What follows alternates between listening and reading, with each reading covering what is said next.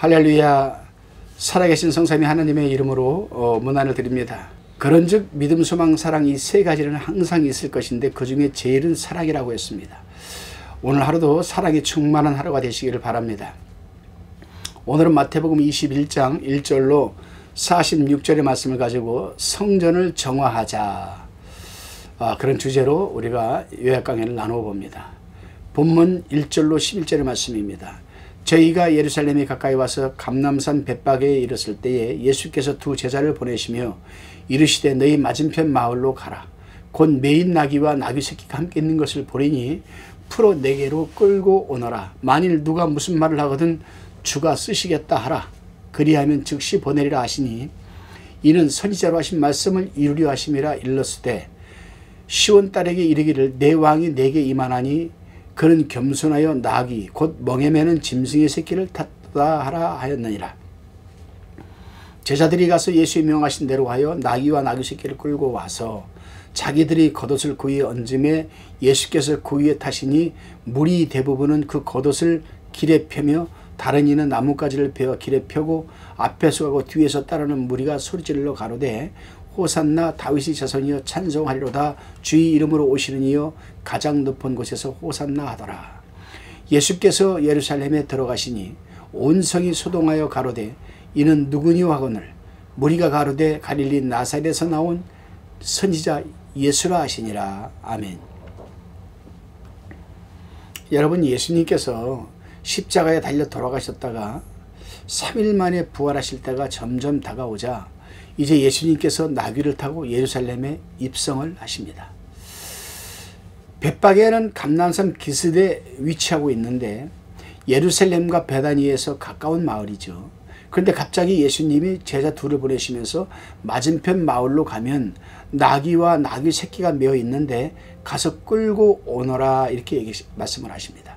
그리고 만일 누가 왜 나귀의 손을 대리냐라고 말하거든 주가 쓰시겠다 하라, 이렇게 말씀을 하십니다. 이 말을 듣고 순종하여 제자 둘이 맞은편 마을로 갔더니 진짜 나귀와 나귀 새끼가 메어 있었습니다. 그래서 풀어가지고 갖고 오려고 했더니 어떤 사람이 나귀를 풀어 무엇하려고 하느냐, 이 말은 왜 남이 나귀에 손대느냐, 이 뜻이겠죠. 제자들은 예수님이 시키신 대로 주가 쓰시겠다 이렇게 말씀을 하자 그들은 한마디 말도 안 하고 나귀 새끼를 예수님에게 보냈습니다. 이 동일한 사건이 마가복음 11장 1절로 10절 말씀, 누가복음 19장 30절 35절의 말씀에 기록이 되어 있는데 거기에는 좀 더 세세하게 자세히 기록이 되어 있습니다. 한번 찾아서 읽어보시기 바랍니다. 그렇습니다, 여러분. 나귀 새끼는 이제 막 태어난 지 얼마 안 되는 것이기 때문에 방향 감각도 없고 다리에 힘도 없어서 잘 일어서지도 못하는 그런 새끼였습니다. 하지만 그런 나귀 새끼가 예수님에게 드려지니 다리에 힘을 얻고 방향 감각도 정확히 알고 예수님을 태우고 올라갔던 겁니다. 그렇습니다. 여기에서 우리가 교훈받아야 될 말씀은 무엇이냐면은 내가 가지고 있는 보잘것도 없는 것도 주님에게 드려지면은 그것이 구원에 관한 한나라 확장 사업이 하나님의 영광을 위한 엄청난 여러분 역사가 일어나는 겁니다. 그렇다면 예수님께서 왜 나귀를 타고 가시려고 하였을까? 여기에는 세 가지 또 뜻이 있습니다. 첫째, 고대로부터 왕이 성 안에 입성할 때는 홍포를 입고 병마를 타고 입성하는 것이 관례였습니다. 예수님은 만왕의 왕으로서 자기가 갖고 말을 타고 가야 하지만 나귀를 타신 겁니다. 자, 여기서 우리가 한번 생각을 해봅시다. 다윗의 자손이요 호산나 호산나 하는데, 다윗의 자손이요 호산나 호산나 하는데 구원해달라고 외치면서도 예수님이 타고 올라갈 말 한 필, 나귀 한 필을 갖다 주는 사람이 없어요. 바치는 사람이 없습니다. 그러면서 구원해달라고 하나님 앞에 예수님에게 지금 소리를 지르고 있습니다. 그런데 반면에 지금 맞은편 마을에 가면은 예수님하고는 상관이 없는 사람이죠. 예수님이 예루살렘에 올라가는지도 모릅니다. 그런 한마디로 오늘날 말하면 믿지 않는 사람이에요. 그런데 이런 사람에게 가서 나귀를 가지고 주가 쓰시겠다 하니까 선뜻 내어줬어요. 마가복음 누가복음에서는 주가 쓰시겠다라 하면 그가 돌려보내리라, 이런 말씀이 기록되어 있어야 합니다. 이렇게 돌려보내리라. 이게 무슨 말씀입니까? 이 세상에 있는 모든 여러분 물질은, 이 세상 모든 것들은 다 예수님 거라는 거예요. 하나님의 소유라는 겁니다. 그러니까 돌려보낼 것이다. 내 거니까 나한테 돌려보낼 것이다. 근데 우리는 여기서 한번 생각해 또 보자고요. 예수를 믿고 축복받기를 원하면서, 교회 다니면서 예수 믿고 복받기를 원하면서도 정작 하나님을 위해서, 하나님의 영광을 위해서, 교회를 위해서, 하늘나라 확장 사업을 위해서 내가 드려지는 것은 얼마나 될까? 한번 생각해 보시기 바랍니다. 꼭 물질만이 아닙니다. 여러분이 가지고 있는 은사나 재능, 탤런트, 이런 것들을 하나님 위해서 내가 얼마나 지금 쓰임받고 있을까? 나는 물질 따는 사람들 좀 많아요. 하나님 일을 하는데 얼마나 드려지고 있을까? 이거 한번 생각해 봐야 됩니다. 그래서요, 이거 제 개인적인 생각입니다. 제가 교회 역사에 관한 책들을 좀 많이 읽어봤는데, 이 중동지방에서 왕과 왕족들, 그 다음에 잘 사는 사람들, 그 사람들 조상들이 누군 줄 아십니까 여러분? 바로 여러분 대상. 이를 갖다 우리가 캐러반이라고 합니다. 그들이 나귀에다가 물건을 싣고 이 동네 가서 팔고 저 동네 가서 팔고, 또 이 동네 비바람 모래바람을 치면서, 지금 맞은편 마을에 가면 나귀 새끼 2마리 메어 있는데, 이 나귀들은 그 당시에 교통수단으로 또 활용이 되었지만은, 짐을 운반하는 것도 교통수단이 되었지만은, 장사하는데 여러분 또 쓰였습니다. 그래요. 당시에는 예수 그리스도를 이들이 몰랐기 때문에 뭐 구약시대에는 그렇다고 쳐요. 신약시대에 예수님이라는 소리는 들었을 겁니다. 이들도. 그러니까 주가 쓰시겠다 하니까 내어주지 않았겠습니까? 그것이 훗날 그 후손들이 오늘날 이렇게 잘 사는 왕족들이 되었고, 중국에 잘 사는 사람 비결이 되었다 이 말이죠. 그래, 우리가 하나님에게 드려지는 물질은요, 반드시 내가 축복 못 받으면 내 후손이 축복받게 되어 있습니다. 여러분. 두 번째로 구약성경 스가랴 9장 9절에 예언되어 있는 것을 성취시키기 위해서 나귀를 타신 겁니다. 그렇습니다. 하나님의 말씀은 예언과 성취의 진리이기 때문에 때가 되면 반드시 예언은 성취되는 겁니다. 셋째, 예수님은 겸손하시고 평화의 왕이시기 때문에, 그래서 겸손과 평화의 왕을 나타내기 위해서 나귀를 탄 것이라. 다시 우리가 본문 6절에서 9절을 보면 예수님께서 나귀를 타고 입성하시자 수많은 무리들이 호산나를 외치면서 환영하였습니다. 호산나는 원컨대 구원하소서라는 뜻이거든요. 그런데 이렇게 환영을 하던 무리들이 무엇 때문에 불과 5일 만에 예수님을 십자가에 못 박으라고 여러분 외치고 난리를 쳤을까? 그렇습니다, 여러분. 무리들은 예수님이 예루살렘에 올라가면 헤롯 왕가를 몰아내고 로마로부터 해방을 시켜서 새로운 나라를 세우실 것을 그들은 기대하고 있었던 겁니다. 그러자 예수님이 십자가에 달려 돌아가시자 그들이 기대감이 무너져 버렸기 때문에 반감을 가졌던 것이죠, 여러분. 다시금 본문 12절로 17절 말씀입니다. 12절에 보면 예수께서 성전에 들어가서 성전 안에서 매매하는 모든 자를 내어 쫓으시며 돈 바꾸는 자들이 상과 비둘기 파는 자들이 의자를 둘러 엎으시고 저희들에게 이르시되 기록된 바 내 집은 기도하는 집이라 일컬음을 받으리라 하였거늘 너희는 강도의 구례를 만드는도다 하시니라. 14절에 소경과 저는 자들이 성전에서 예수께 나오며 고쳐주시니 15절에 대장들과 서기관들이 예수의 하시는 이상한 일과 또 성전에서 소리질러 호산나 다윗의 자손이여 하는 아이들을 보고 분하여 예수께 말하되 저희의 하는 말을 듣느뇨? 예수께서 가라사대 그렇다. 어린 아이와 젖먹이들이 입에서 나오는 찬미를 온전히 하셨다 함을 너희가 읽어본 일이 없느냐 하시고 그들을 떠나 성 밖으로 베다니에 가서 거기서 유하시니라. 이 본문에서는 예수님께서 성전을 정결케 하는 내용이 기록되어 있습니다. 예수님께서는 3년의 공생의 기간 동안에 성전을 2번 정화시키는 사역을 했습니다. 이 사역을 시작하는 초기에는 처음 하셨고 이것이 바로 요한복음 2장 13절에서 16절에 나오는 것이 이걸 첫 번째 정화를 시킨 겁니다. 그리고 본문에서 2번째로 성전을 정화시킨 내용이 나오는 것이 기록된 거죠. 예수님께서 기도도 하시고 말씀도 전하시러 성전에 올라갔더니 성전이 완전히 장사꾼들이 터전이 되고 만 겁니다. 비둘기 파는 자들이 있고 돈 받고 주는 자들이 있고 염소 양 파는 자들이 있고 소 파는 자들이 있고 성전에서요. 아니 그 당시에 왜 돈 받고 주는 자들이 있느냐? 성전에 들어가려면 세를 내야 되는데 그 세를 내려면 성전세는 세겔로 받았거든요. 세겔로. 그러니까 세겔로 바꿔주는 겁니다. 이자를 그 수수료를 많이 띄고 또 예수님께서는 가난한 자나 누구나 다 여러분 하나님에게 제사 드리러 갈 때 재물을 갖고 들어가게 하셨어요. 없는 사람은 산에 가서 비둘기를 잡아다가 일주일 동안 집에 잘 정결케 키워가지고 갖고 와도 되는 거예요. 그런데 제사장들과 이 장사꾼들이 한 통속이 돼가지고 재물을 갖고 오면 아 이건 병들었다, 얘는 뭐가 어떻다 성전에서 파는 것을 사서 재물로 드리게 그렇게 하셨다 이 말이죠. 여러분, 우리 예수님께서요, 여러분, 하나님께서는 우리 한국에 신앙생활을 하게 되면 교회 가서 헌금을 내는데 꼭 우리 하나로만 받습니까? 달러 하나 안 받으세요? 못 드립니까? 엔화는 못 드립니까? 아니잖아요. 본문에서는 예수님께서 그런 모습을 보고는 너희가 완전히 만민이 기도하는 집을 강도의 구례를 만들었다 꾸짖으셨습니다. 요한복음 2장 11절 16절에서는 노끈으로 채찍을 만들어가지고 양이나 소, 비둘기 등을 다 내어 쫓고 돈 받고 온 자들의 상을 엎으시고 아버지 집을 장사하는 집으로 만들지 말라고 엄히 꾸짖으셨습니다. 그런데 여러분, 오늘날도 보면 교회를 찾아다니면서 자신의 사업 장소로 변질시키는 사람들이 있어요, 없어요? 있습니다. 특히 이 피라미드와 다단계 하는 사람들, 교회에 와가지고 어느 구역에 들어가가지고 구역 전체를 다 피라미드 다단계로 끌어들이는 사람들이 있잖아요. 큰 식당 하는 사람이 있어요.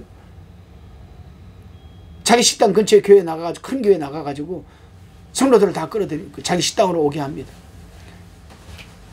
뿐만이 아니게 여러 사람들 종류가 있겠죠. 이런 사람들은 반드시 여러분 교회에서 내어 보내야 하고 반드시 담임 목사는 교회에서 사업 장사 못하게 해야 됩니다. 그들은 자신들이 사업이 더 이상 이 교회에서는 안 되겠다 싶으면 또 다른 교회로 옮기고 하는 사람들이잖아요. 여러분은 절대로 그렇게 하지 마시기 바랍니다. 본문 18절로 22절 말씀 한번 살펴봅니다. 18절에서 22절 사이에는 무화과 나무를 저주하신 내용이 기록되어 있습니다. 아침 일찍이 예수님께서 제자들과 함께 성 안으로 들어오시는 중에 시장길을 느꼈어요. 그래서 길가에 있는 무화과 나무를 이렇게 보시고는 실과가 있는가 하여 보았더니 여러분 잎사귀밖에 없는 것을 보시고 앞으로는 영원토록 열매를 네가 맺지 못하리라 한마디로 저주하신 것이죠. 여기서 무화과는 유대 나라를 상징하는 거거든요. 에레미야 24장 여러분 2절로 5절에 참고하시기 바랍니다. 그렇습니다, 여러분. 예수님이 무화과를 저주한 것은 유대교가 의식만 왕성하지 열매가 없기 때문에 하나님이 심판을 하실 것을 상징적으로 좀 보여주시는 겁니다, 여러분. 다시 20절에 보니까 제자들이 이상히 여기면서 예수님께 무화과나무가 어찌해서 곧 말랐느냐라고 묻습니다. 그러자 예수님께서는 제자들에게 믿음이 없음을 말씀하시고는 너희가 기도할 때 무엇인지 믿고 구하는 것은 다 받으리라고 하셨습니다. 그렇습니다, 여러분. 기도할 때 하나님의 응답을 받는 기도는 하나님의 뜻대로 하는 기도 아니겠습니까? 은사도 마찬가지입니다. 그러나 육신의 정욕으로 잘못 사용하려고 기도하고 은사를 펼치는 것은 여러분 잘못된 것이죠. 잘못된 거예요. 또 하나님이 그런 기도는 받지도 않으시고 하나님이 그런 은사를 펼치라고 하신 적도 없습니다, 여러분. 다시 본문 23절로 27절까지입니다. 예수께서 성전에 들어가사 가르치실세 대제사장들과 백성의 장로들이 나와 가로되 내가 무슨 권세로 이런 일을 하느뇨? 또 누가 이 권세를 주었느뇨? 예수께서 대답하시되 나도 한 말을 너희에게 물으리니 너희가 대답하면 나도 무슨 권세로 이런 일을 하는지 이르리라. 요한의 세례가 어디로서 왔느냐?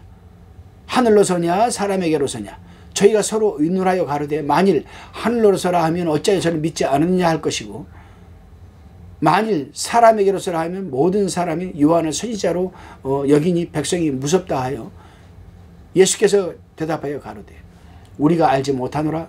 예수께 그렇게 대답을 합니다. 그러니까 예수께서 가라사대 나도 무슨 권세로 이런 일을 하는지 너에게 이르지 아니하리라. 그래요. 여러분 육적인 생각만 하는 사람은 육적인 것밖에 알 수가 없는 거죠. 이런 사람에게 영적인 일을 가르쳐 준다고 해서 깨닫게 되는 거 아니거든요. 또 영적인 일을 하는 사람들은 육적인 일을 가르쳐 줘도 몰라요. 저는 세상 일을 잘 아직 모릅니다. 어려서부터 예수 믿고 신앙생활만 하다 보니까 세상적으로는 잘 몰라요. 그렇지만은 영적인 일은 아주 제가 밝지요.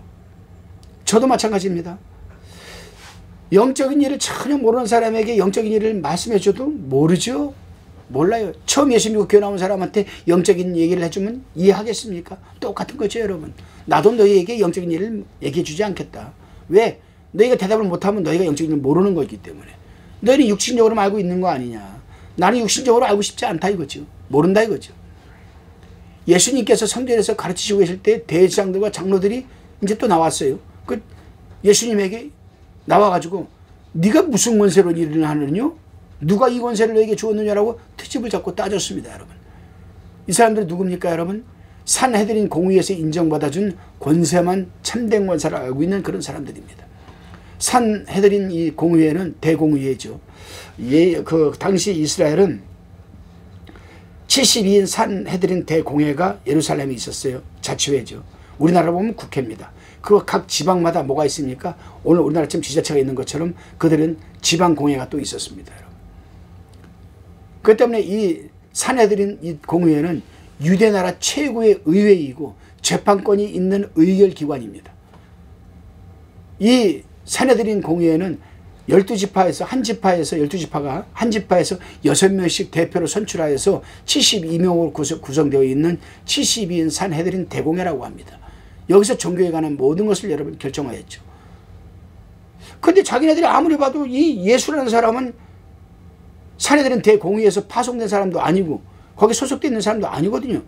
그러니까 이들이 대제사장들이 물어보는 거예요. 자기 대제사장들이나 여러분 뭐 장로들은 자기는 산헤드린 대공회 소속이기 때문에 다 알잖아요. 그런데 예수님은 들어보지 못했거든요. 자, 그렇습니다, 여러분.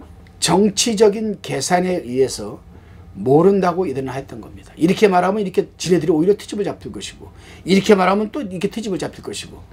그래요, 여러분. 요즘 우리나라 정치도 이렇게 보면요, 느끼는 게 있죠. 정치적인 물음과 답변은 언제나 양심을 버리고 인간의 수단과 방법을 써서 자기에게 유리한 질문과 답변만 하는 국회구나. 민생을 위해서 하는 것은 하나도 없구나. 이 당시에도 그랬습니다, 여러분. 그래요. 선한 양심을 버리고 자기 유익을 따라가는 것은 더 이상 종교인이 아니죠. 신앙과 하나님을 버린 자들입니다, 여러분. 여러분들은 어떻게 생각하십니까? 우리는 건강한 신앙생활을 하려면 성경, 기도, 찬송, 말씀 듣는 것이죠. 이런 것들이 골고루 갖춰졌을 때에 우리는 건강한 신앙생활을 할 수가 있는 겁니다. 그리고 누가 물어도 아주 시원시원하게 성경적으로 답변을 해줄 수도 있는 겁니다. 본문 28절에서 32절을 한번 살펴봅니다. 본문은 두 아들을 내세워서 비유로 말씀하신 것인데 여기서 아버지는 하나님을 가리키고 맏아들은 유대인, 작은 아들은 이방 사람을 가리킵니다. 그리고 포도원에서 가서 일하는 것은 예수 믿는 일을 하는 겁니다. 하나님께서 먼저 유대 사람에게 언약의 말씀을 주시고 복음을 전하여 주셨습니다. 그들은 외부적으로는 언약의 말씀을 받아서 하나님을 섬기며 성전에서 제사를 드렸으나 참된 그리스도는 믿지 않았습니다. 그러나 이방인들은 처음에는 하나님을 믿지 않았으나 나중에는 깨달아 회개하고 예수님을 믿어 구원을 얻었습니다. 그렇습니다, 여러분. 오늘날도 그리스도인들은 예배드리는 그 예배를 드리고 뭐 직분을 맡아가지고는 큰 대단한 것처럼 광고를 하고 다닙니다. 나는 무슨 교회 장로요. 나는 무슨 교회의 권사요. 나는 무슨 교회의 안수집사요. 나는 무슨 교회의 목사입니다. 그들은 광고를 하고 다니면서도 정작 영적 신앙의 세계에는 들어가지 못하고 그리스도의 영인 성령과의 교통이 끊어진 자리에서 이론적으로만 이 찬머리로만 신앙생활하는 사람들이 있다는 겁니다. 이러한 자들은 다 본문의 맏아들과 같은 사람들입니다. 반면에 세리와 창기같이 도덕적으로 깨끗하지 못하였지만 믿고 회개하고 예수 믿고 구원받고 참된 생명의 영적 세계를 누리는 자들은 작은 아들과 같고 여러분 이방들과 같은 겁니다. 우리는 두 아들 가운데에서 또 이방인 가운데에서 맏아들에 속해 있는지 아니면 작은 아들에 속해 있는지 아니면 한번 살펴봐야 돼요. 이방인에 속해 있는지 돌아봐야 됩니다. 다시금 본문 36절로 46절까지 살펴봅니다. 본문에서는 예수님께서 농부에 대한 비유를 들어 말씀하고 있습니다. 한 집 주인이 포도원을 만들고 사늘로 두르고 즙자는 구유를 파고 망대를 짓고 농부들에게 새로 주고 타국이 갔습니다. 자, 이제 실과를 얻을 때가 되어서 그 실과를 받으려고 여러분 주인 종들이죠. 농부들을 여러분 포도원에 보냈습니다. 가서 좀 실과를 갖고 오너라. 그랬더니 이 농부들이 그 종들을 잡아서 심히 때리고 죽이고 돌로 쳐서 심지어는 죽이기까지 했습니다. 자, 이건 다 비유적 내용이죠. 여기서 집주인은 하나님이시고 포도원은 구약시대나 신약시대의 교회이고 사늘로 두르고는 하나님이 이 교회를 보호해 주시는 것입니다. 사늘로 두르고는. 그리고 포도즙 짜는 구유는 하나님이 주시는 모든 은사를 상징하는 것이며 타국은 천국이죠. 농부는 이스라엘 백성이고 실과 때는 하나님이 열매를 요구하시는 때이며 종들은 여러분 선지자, 주의 종들, 전도자들을 의미합니다. 자, 이어서 계속해서 37절 41절까지 살펴보면은 그러한 일이 일어난 후에 집주인이 자, 내 아들을 보내면 저희가 그렇게 하지 않을 것이라고 생각하고 아들을 농부들에게 보냈습니다. 열매를 좀 보내라. 그래서 농부들은 이 아들은 상속자이니 우리가 죽이고 그 유업을 차지하자 하면서 그 아들까지 죽여버렸습니다. 그 아들이 누굽니까 여러분? 독생자 예수 그리스도입니다. 자, 그러면 집주인인 하나님께서 오실 때 어떻게 하시겠습니까? 그렇습니다. 당연히 농부들은 심판을 받겠지요. 그렇습니다, 여러분. 이 말씀대로 하나님께서는 그 배은망덕한 그 맏아들 이스라엘 이 유대 사람들을 구원하시려고 얼마나 많은 선지자들을 보내고 여러분 그 선지자들을 통해서 책망하고 교훈하셨습니까? 그런데 그들은 그 선지자들을 다 죽이고 감옥에 보내고 시무하게 다 그렇지 않습니까, 여러분? 심지어 주인 아들인 맏아들 독생자 예수 그리스도까지 십자가에 풀려 채찍질하고 십자가에 못 박아 죽이고 말았습니다. 자, 하나님이 예수님이 다시 재림하여 이 땅에 오시고 백보자 심판 때 하나님이 이들을 어떻게 하시겠습니까, 여러분? 끔찍한 것이죠. 다시금 본문 42절로 46절까지를 살펴봅니다. 예수님께서는 계속해서 비유로 말씀을 하시면서 건축자들이 버린 돌이 모퉁이 머릿돌이 되었다라고 지금 말씀을 하고 계십니다. 이것은 예수님께서 시편 118편 22절 이하에 있는 말씀을 인용하여서 말씀하신 것입니다. 그렇습니다, 여러분. 예수 그리스도를 제사장과 서기관들과 바리새인들은 못 쓰겠다라고 십자가에 못 박아버렸지만은 예수 그리스도는 영적 성전의 머릿돌이 되어서 영원한 영적 성전을 세워나가게 되는 것을 여러분 의미하는 겁니다. 그렇습니다. 영적 성전을 여러분 머릿돌 되시는 예수 그리스도 위에 신령과 진실로 세워나가지 않는 자는 하나님의 나라를 빼앗기게 되고 마는 겁니다. 그리고 그 모퉁이 돌에 떨어지는 자, 즉 예수 그리스도를 대적하는 자들은 다 깨어지고 멸망당하고 여러분 많은 겁니다. 비유로 말씀을 마치시자 이 제사장들과 바리새인들이 자신들이 하신 말씀인 줄 알고 잡아 죽이려고 했으나 많은 무리들 때문에 그렇게 하지를 못하였습니다. 그렇습니다, 여러분. 대제사장들과 바리새인들은 언제나 사람을 두려워하고 사람 앞에서 형식과 흉내만 내려고 하였지 생명의 도는 받지 못하였던 겁니다. 그렇습니다, 여러분. 오늘날도 우리가 신앙생활을 하면서 20년, 30년 신앙생활을 하면서 교회 직분도 받고 여러분 사람들 앞에서 교회 다니는 직분자의 형식과 흉내만 대고 있지 정작의 도를 따라가지 못하고 받지도 못하는 사람들이 종종 있습니다. 우리 자신을 한번 돌아보시기 바랍니다. 저도 돌아봅니다. 기도하시겠습니다. 주님, 부족하고 우둔한 저희들에게 제사의 은총과 구원해 주시고 천국 백성 삼아 주심을 감사드립니다. 포도원인 교회에서 게으름 피지 말게 하여 주시고 열심히 열매 얻을 수 있도록 일하게 하옵소서. 영원한 영적 성전의 주인이신 우리 주님만을 바라보고 다시 오실 날을 고대하게 하옵소서. 오늘도 살아가는 삶의 현장에서 우리 마음의 성전에 욕심과 마음에 쌍난 이 부정하고 더러운 것들을 정화시켜 주셔서 선한 양심으로 합력하여 선을 이뤄가는 삶이 되게 하옵고 열매 맺게 하옵소서. 예수님의 이름으로 기도드리옵나이다.